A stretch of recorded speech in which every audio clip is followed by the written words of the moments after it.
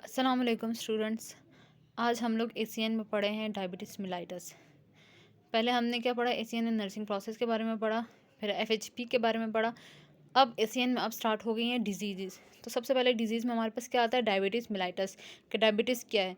Diabetes mellitus is a group of disease characterised by high level of blood glucose resulting from defects in insulin production, insulin action और both. ठीक है, diabetes mellitus हमारे पास क्या है कि एक group of disease है जिसमें हमारे पास ब्लड में ग्लूकोज का लेवल क्या हो जाता है, ज़्यादा हो जाता है, जिसके नतीजे में क्या होता है, इंसुलिन की प्रोडक्शन ख़राब होती है, इंसुलिन का एक्शन भी ख़राब होता है। ठीक है, the term diabetes mellitus describe a metabolic disorder of multiple etiology characterized by chronic hyperglycemia with disturbance of carbohydrate, fat and protein metabolism resulting from defects in insulin secretion, insulin action और both। ठीक है, simply इसमें बताया गया है कि diabetes क्या, हमारे पास ये एक मेटाबॉलिक डिसऑर्डर है। ठीक है, जिसमें हमारे पास क्या होता है कि ब्लड में ग्लूकोज का लेवल जो है वो ज़्यादा हो जाता है, जो कि कार्बोहाइड्रेट और फैट और प्रोटीन की मेटाबॉलिज्म को भी साथ में ख़राब करता है, जिसके नतीजे में क्या होता है, या तो इंसुलिन की प्रोडक्शन ठीक से नहीं होती या इंसुलिन अपना एक्शन ठीक से नहीं करता। The effect of diabetes mellitus include long term damage, dysfunction and failure of various organs. ठीक है, डायबिटीज़ के इफेक्ट से क्या हो सकता है कि अगर किसी को ज़्यादा अरसे से डायबिटीज़ है तो वो अपने साथ दूसरे ऑर्गन्स को क्या करता है, ख़राब कर देता है। Diabetes mellitus may present with characteristic symptoms such as thirst, polyuria, blurring of vision and weight loss। Diabetes हमारे पास क्या इसमें सिम्टम्स होते हैं कि बहुत ज़्यादा प्यास लगती है, बहुत ज़्यादा वॉशरूम आता है। ठीक है, पेशेंट को यूरिन बहुत आता है, ब्लरिंग ऑफ विजन, आंखें ख़राब हो जाती है, ब्लर होना शुरू हो जाती है नज़र, और क्या होता है, सबसे मेन पॉइंट कि वेट लॉस होना शुरू हो जाता है। फिर लॉन्ग टर्म इफेक्ट डायबिटीज़ के क्या होते हैं? The long term effects of diabetes mellitus include progressive development of the specific complications of retinopathy with potential blindness, nephropathy that may lead to renal failure and or neuropathy with risk of foot ulcers, amputations। People with diabetes are at increased risk of cardiovascular, peripheral vascular and cerebrovascular disease। अगर किसी बंदे को ज़्यादा time से क्या है, diabetes है, तो उसका क्या कॉम्प्लिकेशंस हो सकती है, रेटिनोपैथी। रेटिनोपैथी के मतलब हमारे जो आंख में रेटिना होता है, ठीक है, उसकी इन्फ्लेमेशन होती है। ठीक है, वो ख़राब होना शुरू हो जाता है, जिसकी वजह से क्या हो सकता है कि चांस है, पोटेंशियल क्या है कि वो रिस्क पर है किससे, कि वो अंधा हो जाए। नेफ्रोपैथी, हमारे किडनीज में जो नेफ्रॉन्स होते हैं उनको क्या हो जाता है, वो ख़राब होना शुरू हो जाता है, जिसके रिजल्ट में क्या हो सकता है कि रीनल फेलर, हमारी किडनीज ख़राब हो सकती हैं। और हमारे जो न्यूरोपैथी है और जो न्यूरॉन्स है हमारे, ठीक है, वो हमारी उनकी इन्फ्लेमेशन होना शुरू हो सकती है, जिसकी वजह से क्या हो सकता है कि हमारे फुट अल्सर्स या पाँव पे जख्म हो सकते हैं, या एम्पुटेशन या फिर कट भी सकते हैं। पीपल विद डायबिटीज़, जो हमारे पास लोग हैं डायबिटीज़ पे, ठीक है, वो ज़्यादा रिस्क पर होते हैं कि उनको हार्ट डिजीज़ हो, पेरिफेरल मतलब कि हाथ पाँव की पेरिफेरल्स वगैरह की डिजीज़ हो, और सेरिब्रोवास्कुलर डिजीज़ हों। फिर हमारे पास डायबिटीज़ क्या है कि कितना डायबिटीज़ एग्जिस्ट करता है और कितना करेगा। ठीक है, the development of diabetes is projected to reach the pandemic proportions over the next 10 to 20 years. बताया गया है कि अगले 10 से 20 साल तक क्या हो सकता है कि डायबिटिक पेंडेमिक हो। पेंडेमिक मतलब कि वर्ल्ड वाइड जो डिजीज़ पाई जाए, ठीक है, जो वर्ल्ड वाइड डिजीज़ हो जाए, ठीक है, उसको क्या बोलते हैं, पेंडेमिक बोलते हैं। तो क्या हो सकता है कि अगले 10-20 सालों में डायबिटीज़, हर किसी को डायबिटीज़ हो सकता है, इतना कि वो वर्ल्ड वाइड तक हो जाएगा।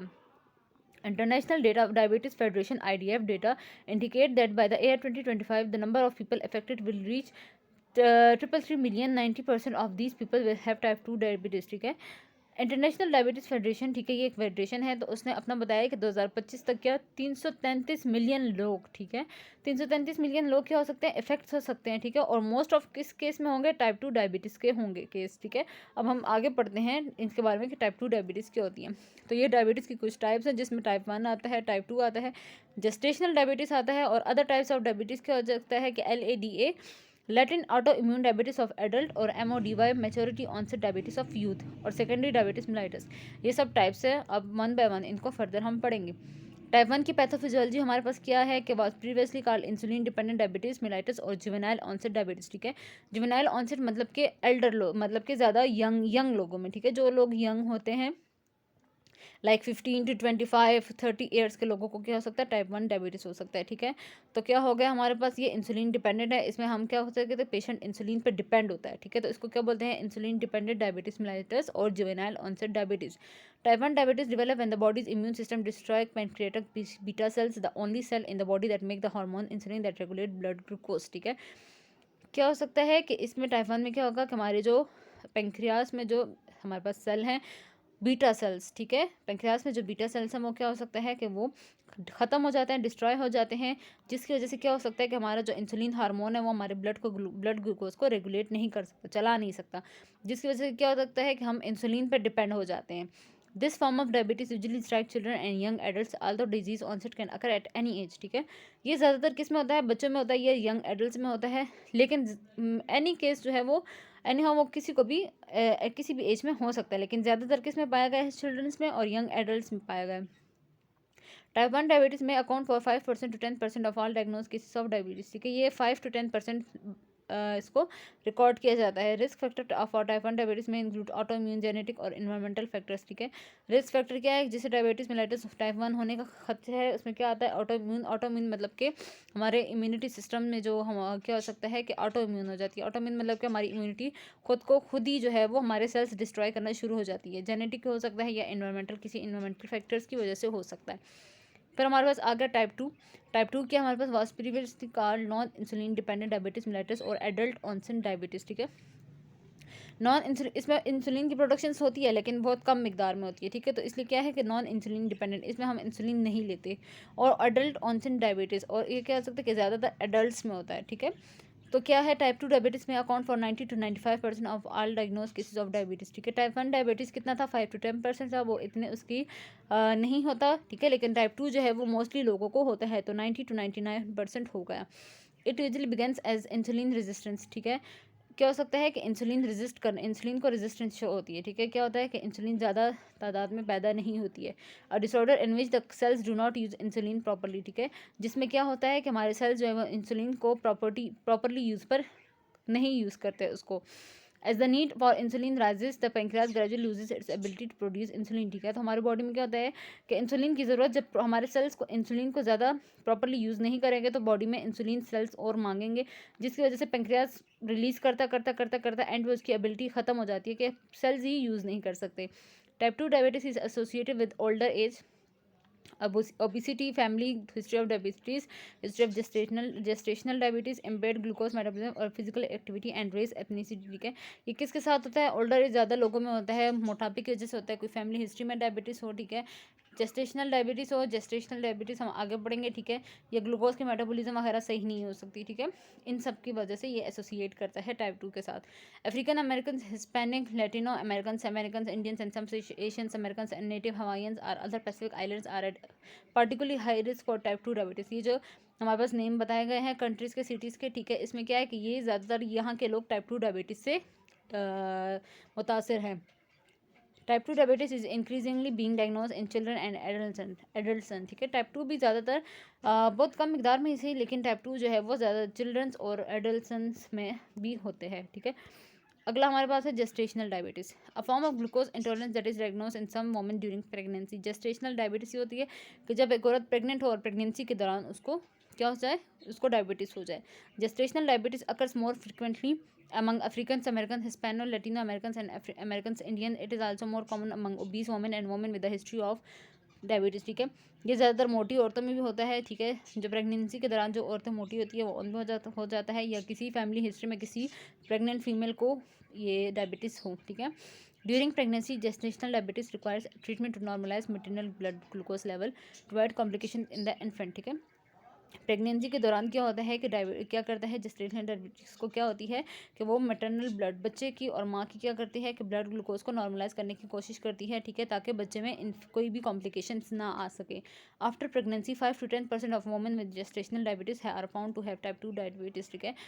प्रेगनेंसी, ये जेस्टेशनल डायबिटीज़ ऐसी होती है जो कि प्रेग्नेंट वुमेंस को होती है, आफ्टर बर्थ जो है वो ये ख़त्म हो जाती है। लेकिन 5 to 10% ऐसे केसेस हैं जिसमें फीमेल्स को चांसेस होते हैं कि वो टाइप 2 डायबिटीज़, उनको जेस्टेशनल से टाइप 2 डायबिटीज़ हो जाए, ठीक है।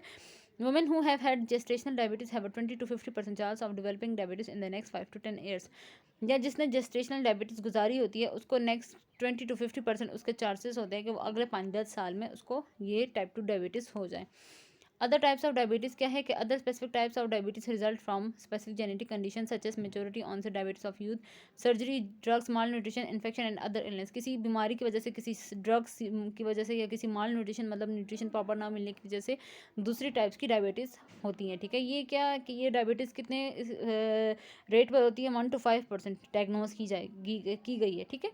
ये इतना ज़्यादा तादाद में नहीं होती हैं। फिर है secondary diabetes, secondary causes of diabetes mellitus includes, ठीक है, कि डायबिटीज़ के सेकेंडरी कॉजेज में क्या आ सकता है, एक्रोमेगाली, ठीक है। डायबिटीज़ की वजह से क्या हो सकता है, एक्रोमेगाली, हाथ पाँव क्या हो जाता है, बड़े हो जाते हैं, ठीक है। क्या जिसमें हमारे पास क्या आता है, एक्रोमेगाली मीन्स के लिवर का ज़्यादा हो जाना, ठीक है, लिवर का बढ़ जाना। कुशिंग सिंड्रोम हो जाती है, ये एक सिंड्रोम है, ठीक है। थायरोटॉक्सिकोसिस थायराइड्स में जो ग्लैंड्स होते हैं उनकी वो इन्फ्लेमेशन हो जाती है, उनकी वो ख़राब हो जाते हैं, ठीक है। या उनको हाइपोथायरॉयडिज्म हो जाती है या हाइपरथायरॉयडिज्म हो जाती है, ठीक है। फियोक्रोमोसाइटोमा, ठीक है, फियोक्रोमोसाइटोमा हो जाता है। क्रोनिक पेंक्रियाटाइटिस और पेंक्रियास की इन्फ्लेमेशन हो जाती है, ठीक है। फिर हमारे पास आता है प्रिवेंशन और delay of diabetes lifestyle modification. Research studies have found that lifestyle changes can prevent or delay the onset of type 2 diabetes among high risk adults, ठीक है। कि एडल्ट्स में जो है, जो रिस्क पर होते हैं टाइप 2 डायबिटीज़ में, वो क्या अपनी कैसे चेंज कर सकते हैं, अपनी लाइफस्टाइल को, ठीक है। अपनी लाइफस्टाइल अगर वो चेंजेस अपनी लाइफस्टाइल में चेंजेस लाएं तो वो प्रिवेंट कर सकते हैं डायबिटीज़ को होने से, ठीक है। Lifestyle interventions include diet and moderate intensity physical activity such as walking for 21/2 hours each week, ठीक है। तो वो हर हफ्ते क्या करें कि वॉक करें, ठीक है। अपनी लाइफस्टाइल को चेंज करें, अपनी डाइट को चेंज करें ताकि वो डायबिटीज़ से बच सकें। In the diabetes prevention programme a large prevention study of people at high risk for diabetes that development of diabetes was reduce 58% over 3 years, ठीक है। कि डायबिटीज़ प्रिवेंशन प्रोग्राम ये एक प्रोग्राम है, ठीक है, जिसमें ये रिकॉर्ड किया जाता है कि डायबिटीज़ कितने लोगों में कम हुई है। तो अपने लाइफस्टाइल चेंज करने की वजह से पिछले 3 साल में 58% लोगों को डायबिटीज़ के चांस कम देखे गए हैं। प्रिवेंशन और डिले ऑफ डायबिटीज मेडिकेशन, ठीक है। मेडिकेशन से कैसे होगा कि studies have shown that medications have been successful in preventing diabetes in some population groups. In the diabetes prevention program, people treated with the drug metformin reduce their risk of developing diabetes by 31% over 3 years. Treatment with metformin was most effective among younger, heavier people, those 25 to 40 years of age who were 50 to 80 pounds overweight, and the less effective among older people and people who were not as overweight, ठीक है। Medication में क्या बताया गया है कि medication से क्या किया जाता है कि मेडिकेशन ये एक ड्रग है मेटफॉर्मिन, जिसके यूज़ करने से 31% लोगों में डायबिटीज़ के चांस को कम देखा गया है, ठीक है। और मेटफॉर्मिन कैसे होता है कि हैवियर पीपल, मतलब कि जिनका वजन 50 to 80 पाउंड्स है, ठीक है, उनमें क्या होता है, ये काम करता है। लेकिन जो लेस इफेक्टिव है, मतलब ज़्यादा कम असर रखता है किसमें, जो कि ओवरवेट ना हो, ठीक है। ये मेटफॉर्मिन का एक फंक्शन है। मैनेजमेंट ऑफ डायबिटीज़ मिलाइटिस, हम डायबिटीज़ को कैसे मैनेज कर सकते हैं। मैनेजमेंट कैसे है कि कंपोनेंट्स है, ठीक है, जो जिसमें पहले आता है diet and exercise, oral hypoglycaemic therapy और इंसुलिन थेरेपी हमारे पास आता है। सबसे पहले डाइट है। Diet is a basic part of management in every case. Treatment can not be effective unless adequate attention is given to ensuring appropriate nutrition, ठीक है। डाइट हमारे पास एक ऐसी चीज़ है जिसको हम मैनेज कर सकते हैं, ठीक है, जो कि हमारे पास डायबिटीज़ के रिस्क को ख़त्म करता है। मतलब ज़्यादा चीनी वगैरह यूज़ ना करना, ठीक है, और ज़्यादा कोई ऐसी चीज़ ना खाना जिससे हमें रिस्क हो किसी और डिजीज़ के बारे में भी, ठीक है। Dietary treatment should aim to ensuring weight control, ठीक है, कि हमें अपना वेट कंट्रोल जो है वो वेट को कंट्रोल में रखना चाहिए। हमारी क्या करना है, न्यूट्रिशन रिक्वायरमेंट्स, मतलब हमारी बॉडी के मुताबिक जितनी न्यूट्रिशनल रिक्वायरमेंट्स हैं वो मिलती रहनी चाहिए, ज़्यादा ओवर नहीं होना चाहिए। और allowing good glycaemic control with blood glucose level as close to normal as possible, ठीक है। अपने ब्लड ग्लूकोज लेवल को क्या करना, नॉर्मल रखना, ठीक है, और उसको चेक करते रहना। फिर आता है exercise. Physical activity promotes weight reduction and improves the insulin sensitivity दस लोअरिंग ब्लड ग्लूकोज लेवल, ठीक है। एक्सरसाइज क्या करता है कि फिजिकल एक्टिविटी हमारे पास क्या करता है, वेट को भी कम करता है, इंसुलिन प्रोडक्शन को भी इम्प्रूव करता है और ब्लड ग्लूकोज लेवल को भी स्लो करता है। कैसे, वॉक करने से, ठीक है। एक्सरसाइज करने से, वॉक करने से हमें क्या होता है कि हम डायबिटीज़ के रिस्क से बच सकते हैं।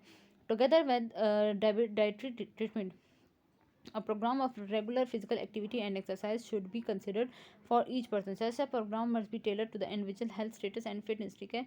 डाइटरी ट्रीटमेंट के साथ डाइट पर भी ख्याल किया जाए और एक्सरसाइज पर भी ख्याल किया जाए तो हमें क्या कर सकते हैं कि हम बिल्कुल फिट रह सकते हैं। People should however be educated about the potential risk of hypoglycaemic and how to avoid it.